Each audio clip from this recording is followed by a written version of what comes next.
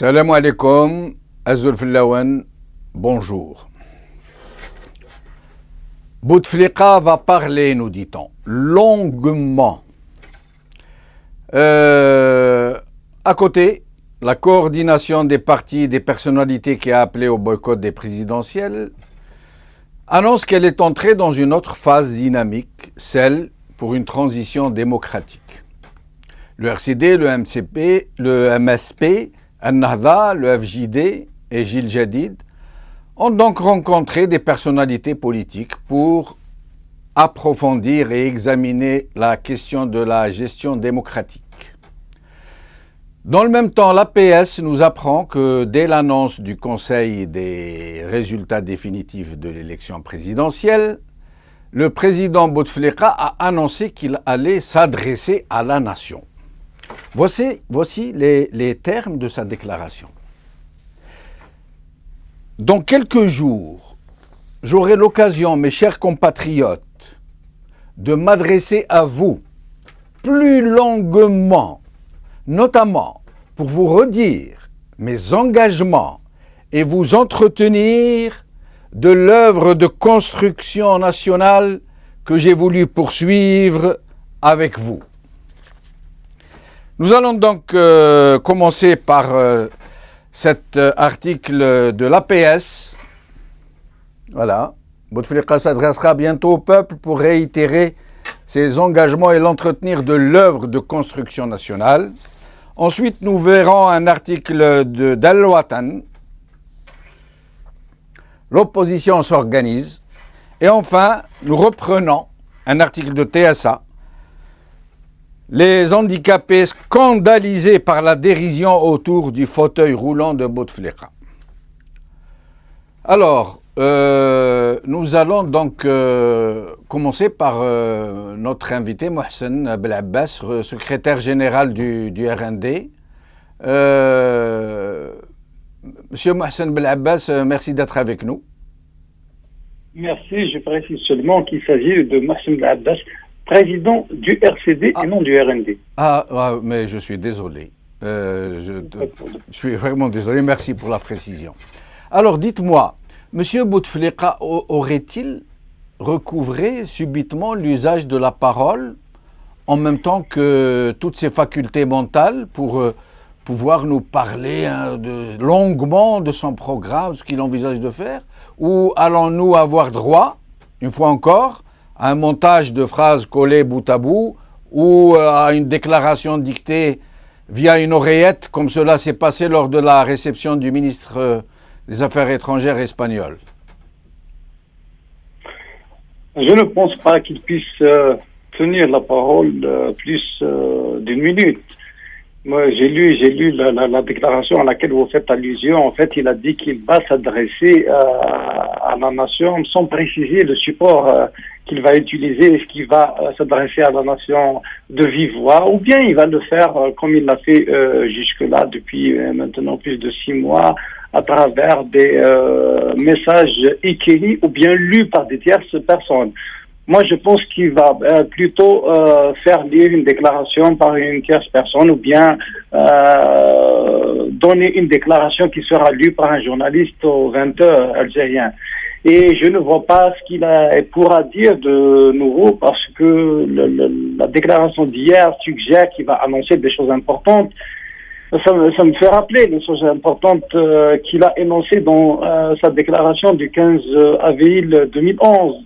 À chaque fois, c'est des promesses de réformes non tenues, puisqu'à chaque fois qu'il a annoncé des réformes, et à chaque fois, nous avons connu des régressions au niveau des lois. Je me souviens très bien, en 2011, il a annoncé la réforme du code communal, du code wilaya, de la loi sur les associations, etc. Et toutes ces lois qui ont été réformées ont consacré des régressions. Il avait à l'époque aussi annoncé une révision de la Constitution avant la fin de l'année 2011. On attend encore cette révision de la Constitution. Donc les promesses du pouvoir, nous les connaissons depuis des années. Moi, je pense que le plus important maintenant, c'est de tout faire en sorte à ce qu'on ne calque pas notre calendrier sur celui du pouvoir. Ce pouvoir, il est fini. Et ce système est maintenant devenu un danger sur l'Algérie. Je pense que c'est le constat. L'essentiel des acteurs politiques sont d'accord pour dire que ce système est un danger pour l'avenir de la nation. Il s'agit donc de réfléchir comment faire en sorte justement à accélérer la chute de ce système pour aller vers une autre forme de gouvernance. Moi, c'est Boualabbas. Pourquoi dans ce cas? Oui, c'est vrai que les promesses qu'ils nous font, qui ne tiennent pas, je pourrais apporter de l'eau à votre moulin. Je rappelle la promesse faite aux Algériens par Bouteflika de soumettre la Constitution, la refondation des fameux articles qui limitent à 2 mandats. Il avait promis de la soumettre à référendum et après il l'avait passé au Parlement presque en secret. Mais sinon, pourquoi donc, s'il ne doit pas s'exprimer comme ils le promettent là, pourquoi ils nous le disent? Pourquoi ils nous mènent en bateau comme ça? À quoi ça leur sert? Ils essaient de meubler leur temps. Moi, je pense qu'ils ont compris très bien depuis l'élection du 17 avril que le peuple algérien n'y croit plus dans ce pouvoir, n'y croit plus dans ce système, n'y croit plus dans les promesses de ce pouvoir. C'est la seule explication au boycott massif qu'a enregistré cette élection, puisque plus de 80% des Algériens ont décidé de bouder les urnes, puisque des Algériens, durant plus d'un mois, sortaient régulièrement dans la rue pour protester, pour dénoncer, pour demander une période de transition, pour demander un débat entre tous les Algériens, pour demander une commission indépendante pour la gestion des élections. Dans un certain nombre de cas, nous avons vu comment, à travers plusieurs wilayas du pays, ces mêmes Algériens, notamment les jeunes, ont empêché carrément la tenue des meetings de la direction de campagne de l'actuel chef de l'État. Donc les Algériens n'y croient plus. Mais le pouvoir est obligé d'annoncer quelque chose. C'était attendu qu'il fasse une déclaration au lendemain de son intronisation par le Conseil constitutionnel. Il fallait qu'il mette encore quelques phrases, quelques mots. Mais encore une fois, ce ne sera que des paroles en l'air. Moi, je pense que les Algériens ont compris que maintenant, il s'agit de faire en sorte à ce que les acteurs politiques, quelles que soient leurs obédiences, les acteurs sociaux, les représentants du monde du travail, du monde associatif en général, discutent entre eux, débattent entre eux de questions essentielles et trouver les voies et moyens pour hâter la chute de ce système, pour sauver l'Algérie. De plus en plus de voix s'élèvent pour dire qu'il est temps d'aller vers une transition démocratique. Cela passe par un dialogue national. Venons-y justement. Alors, votre coordination, dont votre formation fait partie, donc annonce des contacts. Que pouvez-vous nous en dire? Vous avez eu des consultations avec Hamro Chirouzali et la semaine prochaine, vous devriez, si nous avons bien compris, rencontrer Ali Yahya Abdelnour et Ali Benflis. Qu'est-ce que vous pouvez nous dire? Et est-ce que vous ne prévoyez pas de rencontrer des jeunes, des gens qui s'opposent au régime et dont la voix est étouffée? Je vous en prie. D'abord, je vous informe que depuis hier, au niveau de cette coordination, nous avons décidé de changer la dénomination, parce que avant les élections, c'était plutôt la coordination pour le boycott des élections présidentielle. Maintenant que l'élection est passée, il fallait changer la dénomination parce que l'ancienne dénomination n'a plus lieu d'être. Mais il est clair qu'à partir du moment où, avant les élections, nous avions dit qu'il est question pour nous de travailler à disqualifier cette élection par un boycott massif et de préparer une période de transition.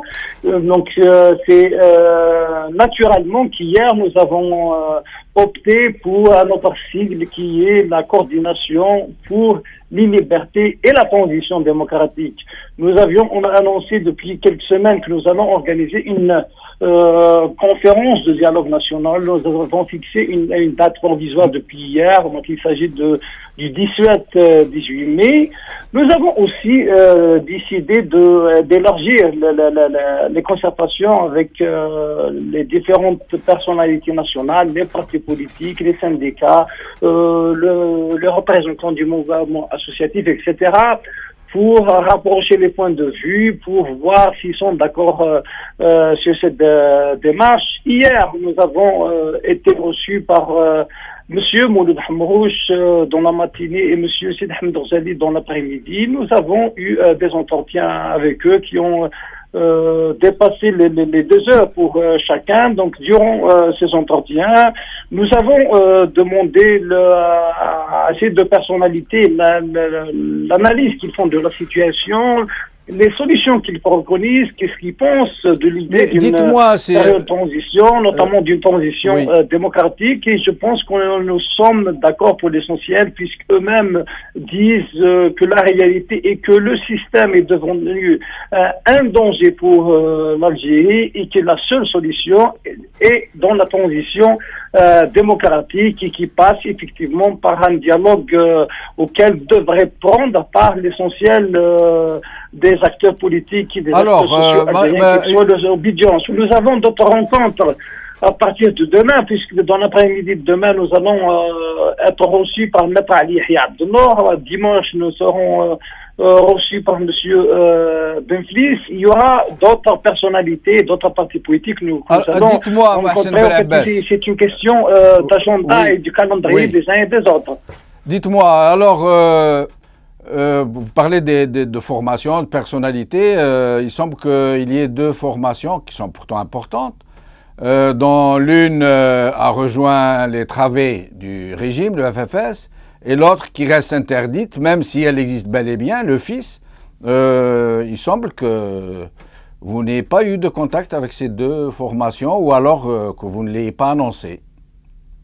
Alors d'abord, le FFS, il a été sollicité, on attend leur réponse, puisque nous pensons rencontrer justement les dirigeants de ce parti. Pour l'instant, on attend leur réponse. S'agissant du FIS, nous avons opté pour une autre démarche, puisque le FIS, en tant que Front islamique du salut, n'existe plus, n'est plus légal, notamment depuis la loi de 1996 qui interdit, notamment dans les sigles, l'utilisation de islamique. Je vous signale que, y compris le Hamas a muté en Hims. Donc oui, mais au-delà, on a depuis 1996. Mais cela ne veut pas dire que nous excluons les personnalités de ce parti, puisque nous allons rencontrer justement un certain nombre de personnalités qui sont connues pour être des anciens du FIS. Mais M. Mohsen Belabbas, le FIS a été interdit par le régime, par la justice du régime. Il n'en existe pas moins. Il n'est pas bien présent sur la scène et ses leaders sont connus. Pourquoi faut-il choisir d'autres alors que le FIS lui-même affirme qu'il a des leaders, qu'il ne reconnaît que ses leaders en particulier? Pourquoi faut-il d'abord invoquer ce prétexte de ne pas discuter avec le FIS parce qu'il a été interdit? Donc vous entrez dans une logique du régime et qu'ensuite vous dites que vous pourriez avoir des contacts avec des représentants, alors qu'il a ses représentants reconnus par sa base militante. Je signale que même s'agissant de M. Sid Ahmed Ghazali, il est président d'un parti politique, le Front démocratique, que le pouvoir algérien refuse d'agréer depuis les années 2000. Mais nous avons contacté M. Sid Ahmed Ghazali, nous avons discuté avec lui en tant que personnalité nationale et non en tant que président d'un parti qui effectivement n'a pas été reconnu par le pouvoir en place. Nous pensons qu'il faut essayer d'impliquer un maximum d'acteurs. Pour certains, il faut plutôt les impliquer en tant que personnalité nationale. Pour d'autres, il faut les impliquer en tant que responsables de partis politiques. Mais les solutions aux problèmes que vous posez seront discuter à partir de la rencontre de dialogue national. Cette coordination, pour l'instant, ne fait que préparer une rencontre. Donc, c'est plus une préparation technique qu'autre chose. Il s'agit d'aller vers une rencontre de dialogue national. À l'occasion de cette rencontre, effectivement, il s'agira de discuter de toutes les questions en suspens, toutes les questions essentielles. Donc, c'est les participants à cette rencontre de dialogue national qui doivent aborder, chacun aura son point de vue à défendre à l'occasion de cette rencontre. Alors, si je vous demanderai de répondre assez brièvement parce que nous n'avons plus beaucoup de temps et qu'il y a beaucoup de questions en fait. Si Monsieur Benflis vous rejoint, vous aurez donc, si j'ai bien compté, 4 anciens chefs du gouvernement dans votre initiative. Et si vous deviez parler directement et franchement, comment pourriez-vous imposer une transition à un régime qui vient de faire élire une façade institutionnelle pour régner en son nom?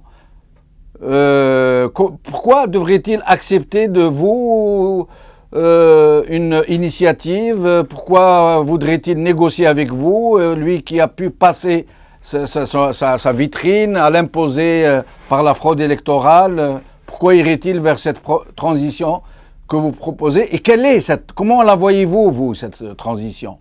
Très brièvement, s'il vous plaît, pour que nous puissions passer à la suite de nos programmes. Au pouvoir, nous sommes plutôt de ceux qui pensent que dans le discours politique, il faut s'adresser à l'opinion publique en général. Cette rencontre de dialogue national est pour nous d'abord un message à l'opinion nationale en général, au peuple algérien. Il s'agit de relancer l'espoir. Par la suite, effectivement, si le pouvoir accepte de venir à cette rencontre de dialogue national, c'est tant mieux, parce qu'il s'agit pour lui de venir négocier son retrait.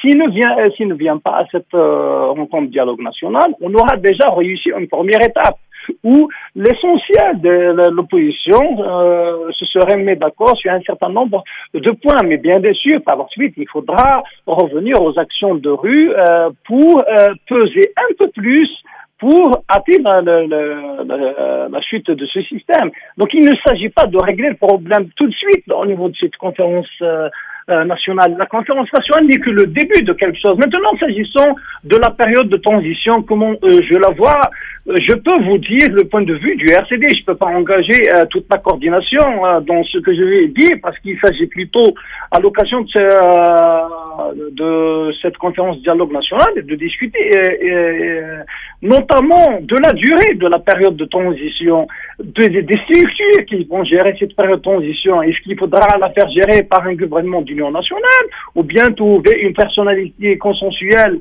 pour gérer cette période ou bien réfléchir à une sorte de comité formé d'un certain nombre de personnalités connues pour leur probité, leur neutralité, etc.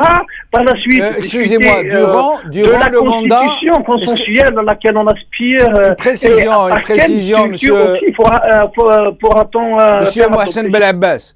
Précision, je m'excuse de vous avoir interrompu. Cette transition-là, d'après vous, la personnalité qui devrait la diriger, c'est pendant le mandat de Bouteflika que ça devrait se passer? Monsieur Mohsen Belabbas. Oui. Cette transition dont vous parlez, cette personnalité ou cette forme d'autorité qui devrait exercer donc cette transition, diriger cette transition, ça devrait se passer durant le mandat de Bouteflika?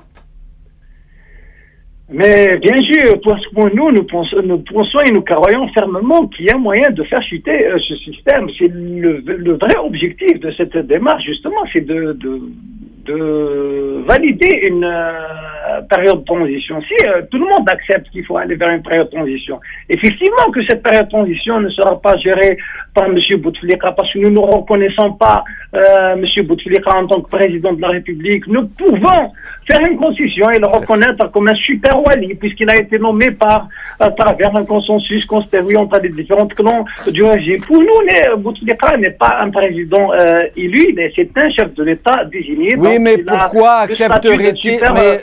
Mais monsieur Massoum Belabbas, excusez-moi, moi je n'arrive pas à vous suivre. Pourquoi ce président qui se fait élire, avec une fraude carrément pharaonique, qui n'a jamais été aussi importante depuis l'indépendance, encore plus que celle d'Ouyahi en 97, pourquoi accepterait-il de partir en négociant, si à la limite vous m'auriez dit nous allons engager une action de force, mais il ne partira pas, il n'acceptera pas cette transition telle que vous pourquoi se serait-il fait élire alors, ou les gens qui sont derrière lui, pourquoi l'aurait-il élu ou fait élire pour vous laisser ensuite asseoir votre transition? Personne mieux que le pouvoir en place n'est au courant de la réalité de cette élection. Ils savent très bien que le taux de participation est très faible à l'occasion de cette élection. Ils savent très bien qu'ils ont fraudé durant ces élections. Ils savent très bien que les Algériens rejettent cette élection. Mais plus que ça, ils savent très bien que l'Algérien a payé conscience. Ils l'ont vu à travers les différentes actions de terrain organisées, que ce soit par les partis politiques, que ce soit par des organisations nouvellement créées. Là, je fais allusion aux organisations comme Barakat, comme Rafd, comme Bezaïd, comme Anvedel, etc.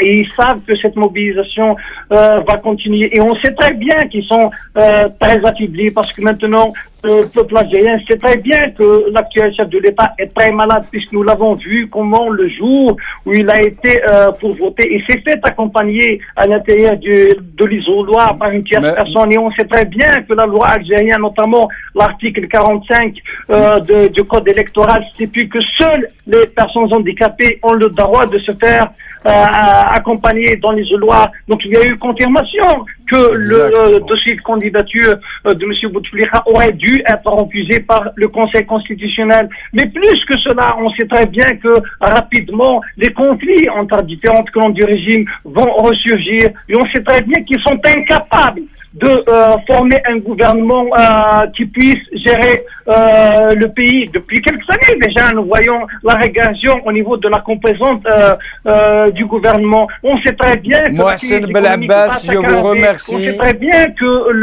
la crise énergétique va s'aggraver. Tout ça, c'est des éléments qui travaillent. Merci Mohsen Belabbas, je vous remercie. Nous n'avons plus de temps malheureusement. Et nous avons encore un autre invité.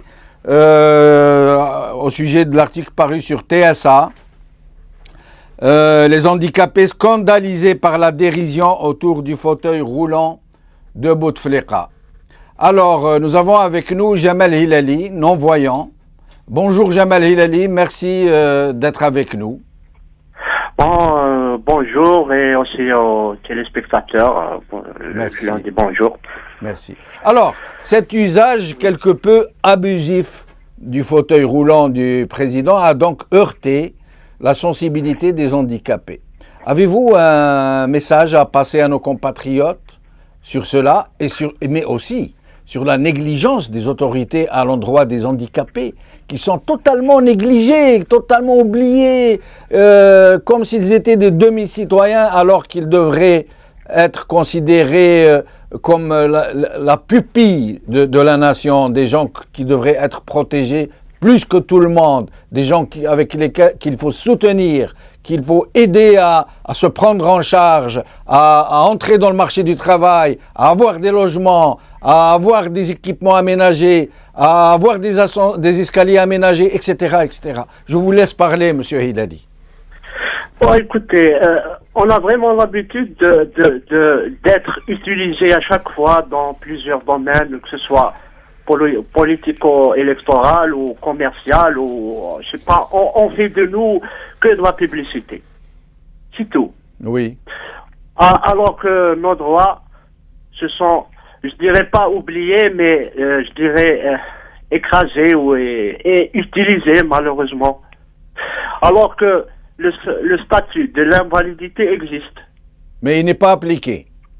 Mais il n'est pas appliqué. Pourquoi? Oui. Parce que je dirais même, je le pense et je le crois, et d'ailleurs, je crois que c'est la vraie vérité. Peut-être qu'on détourne de notre dos, avec nos dos, de l'argent. Oui, oui, oui. Mais Peut-être. Mais sinon, à propos de vos droits... On reçoit que 3 000 dinars par mois. Est-ce qu'on peut vivre par 3 000 dinars par mois? 3 000 dinars par mois, hein? Par mois, et je suis marié et avec un enfant. Dites-moi comment... Non, tout le monde parle du pouvoir d'achat. Moi, je parle du pouvoir de survivre. Quand même. Mais dites-moi, Jamal Hilali, il faut que nos compatriotes écoutent bien ce que vous êtes en train de dire. Vous êtes en train de me dire que les handicapés perçoivent une indemnité mensuelle de 3 000 dinars pour vivre avec.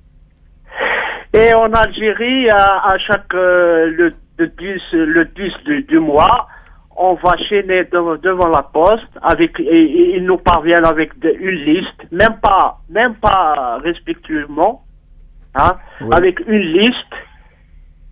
Voilà, tiens, je sais pas. C'est comme une aumône qu'on vous donne, quoi. Non, vraiment, je me sens comme un réfugié dans mon pays. تكلمني بالعربية جمال هلالي. On va faire une entorse à cette émission qu'on diffuse en français. سامحني باش نتفاهموا مليح. يعني يعطيوك لي زونديكابي يعطيهم 300,000 في الشهر، هذه هي الشهرية تاعهم. هذه هي الشهرية تاع لي زونديكابي. ما كانش حاجة أخرى. ما كانش حاجة أخرى. تسمى يعطيه 3000 دينار، يقولوا روح عيش بها أنت والعائلة تاعك وخلص بها الكراء ووكل بها أولادك وكلش. دير بها واش حبيت. Mais c'est incroyable ça. Pas vraiment incroyable, elle n'entre pas dans le cerveau. هذه حقرة هذه يقولوا لها الناس. إيه ماشي غير حقرة، c'est une répression, c'est un écrasement, حاجة كبيرة هذه. Jamal Hilali, notre émission malheureusement arrive à son terme, mais je vais vous promettre quelque chose. Je vais organiser une autre émission où on va parler de ces problèmes d'handicapés. Je vais vous contacter, on va essayer de vous inviter à plusieurs pour parler de ce scandale. Merci beaucoup, l'émission est maintenant terminée. À demain, j'espère.